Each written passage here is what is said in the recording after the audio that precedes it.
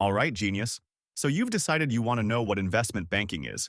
Maybe because you heard they make a ton of money, or maybe because you have no idea what to do with your life and thought, hey, can't be that hard. I've watched The Wolf of Wall Street twice. Well, congratulations. You've taken the first step into a world where your social life dies, your eye bags become permanent, and the only thing you invest in is caffeine. But don't worry. I'm here to explain it like you failed Econ 101, which, let's be honest, you probably did. So, what is investment banking? At its core, it's a job where you help big companies do big things with big money. We're talking mergers, acquisitions, IPOs. You know the kind of financial wizardry that sounds cool until you realize you'll be spending 14 hours a day making PowerPoints for it. Investment banks are basically the middlemen between companies that need money and people who have money. They're like Cupid. But instead of shooting love arrows, they shoot billion-dollar deals and soul-crushing deadlines. And no, it's not like the bank where your grandma deposits her pension. Retail banking is for normal people. Investment banking is for people who willingly choose chronic stress in exchange for money, status, and mild heart problems by age 30. So now that you've got the basic idea, let's move on to what investment bankers actually do all day, besides sending per my last email at 3 a.m. Okay, now that you know what investment banking is, let's talk about what they actually do besides ruin their sleep schedules and give their liver a run for its money. There are three main functions in investment banking that you need to care about. Don't worry, I'll make sure to explain it at your level. First up, mergers and acquisitions. All right, this is the part where things get fun. If by fun, you mean stressful, high stakes, and potentially ruining your career in one wrong move. M&A is all about getting two companies to fall in love and merge into some kind of monstrous corporate hybrid. Imagine trying to set up a Tinder date for two people who hate each other, but you're getting paid hundreds of thousands to make it work. It's the corporate equivalent of matchmaking, but instead of roses, there's multi-billion-dollar contracts on the table. One minute you're telling a company that it's a great idea to buy out their competition. The next minute, you're sweating bullets as they come back with, what if it fails? No pressure, right? You only just signed up for ruining someone else's multi-billion-dollar legacy. Enjoy. Next, let's talk about underwriting. This job is for the people who like to roll the dice with other people's money. Underwriting is when an investment bank takes on the risk of selling a company's stocks or bonds. If the company's new stock offering flops like your last attempt at dating, the bank is stuck with the bill. If it succeeds, well, the bank gets paid a lot. Basically, you're gambling with massive amounts of money, but instead of betting on horses, you're betting on companies you barely understand. It's a fancy way of saying, yeah, I'll put my money down, and if I lose, I'll just buy a yacht to feel better. You'll be praying your gamble doesn't turn into a financial disaster? Spoiler, it usually does. And then there's advisory. Now, this job is for the people who love to give advice while pretending they know what they're talking about. You're basically the corporate life coach, except instead of helping people be better humans, you help companies make decisions that will hopefully not result in a lawsuit.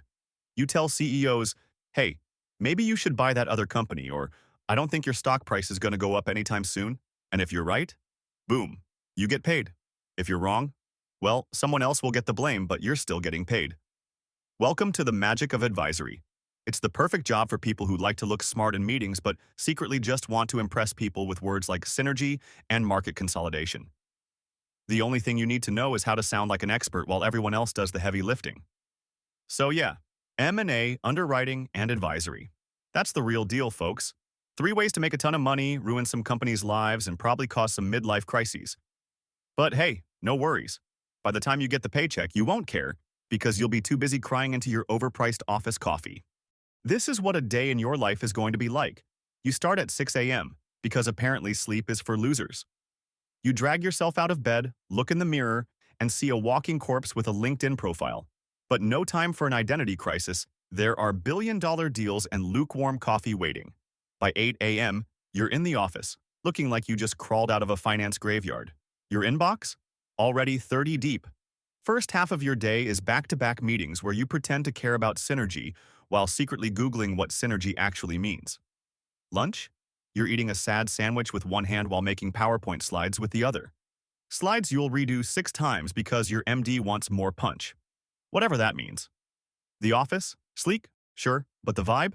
Pure stress. Everyone's in suits, even the water cooler probably wears a tie. It's a sea of people typing aggressively, competing to see who can look the most important while slowly dying inside. By midnight, you're finally done. Eyes fried, soul gone, and just enough energy to question your life choices. Then you go home and do it all again tomorrow. But hey, at least you're getting paid to rot. All right, now let's talk about your new colleagues. Who are these magical people, you ask? Well, they're a bunch of highly trained robots with fancy degrees who can probably tell you the latest stock price but can't have a conversation without throwing in at least one buzzword. Their degrees? Oh, you better believe they went to schools that sound prestigious. Ivy League, Oxbridge, you name it. If your school isn't mentioned on the top 50 most expensive list, prepare for a lot of condescending looks. If you wonder what their personality is like, think Type A on steroids. These people are experts at pretending they're busy while silently judging you for existing. They'll act like they're solving world crises, while in reality they're just staring at spreadsheets and pretending to be important. The boss will send you emails at 3 a.m., give you zero guidance, and then act surprised when you miss the deadline they set in the first place. You'll never actually see them. They're like mythical creatures who only appear in meetings when they need to make you feel inadequate. So, who's working in investment banking? A bunch of caffeine-fueled buzzword-dropping robots who think they're the smartest people on the planet. Don't worry. After a few weeks, you'll start acting like them too, minus the fun. Now, you're probably sitting there wondering, why would anyone do this to themselves? Well, let me answer that for you. Money. And ego. Mostly money, though. But hey, ego's a close second. Some of these people are really passionate about finance. Like, borderline unhealthy passion.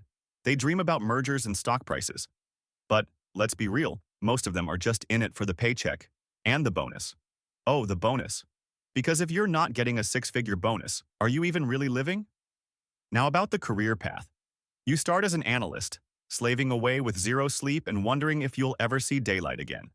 Then, if you survive long enough, you make it to associate, where you get to tell other people what to do while still getting screamed at by your boss. And if you're really lucky, and by lucky, I mean totally willing to sell your soul, you'll eventually become a VP or managing director, and get to spend your time making multi-million-dollar decisions while still working 100-hour weeks. Salary? Oh, they're making bank, like crazy bank. Analysts start making a solid $100,000 a year. But the real magic happens when you get those bonuses. We're talking a bonus that could buy you a house, a car, and maybe even a small island if you play your cards right. But don't get too excited. That money? It comes with a catch. You won't have time to spend it because you'll be working all day, every day, from now until your next life. So why do they keep doing it? It's the rush of making deals, the allure of big money, and the simple joy of knowing you're probably making life miserable for everyone else along the way. But hey, at least you'll be able to buy your way out of that existential crisis. So after all we've covered, the brutal hours, no personal life, and a caffeine addiction, you're probably asking, should you do it? Should you wear that suit, enter the office, and offer your soul to the finance gods?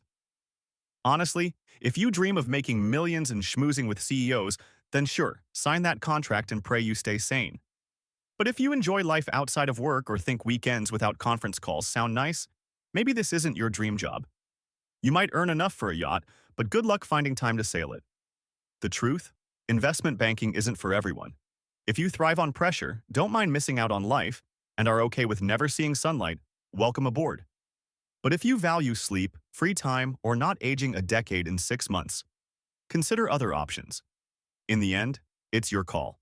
Chase the money and lose your soul, or find something saner that doesn't require 5 cups of coffee to survive.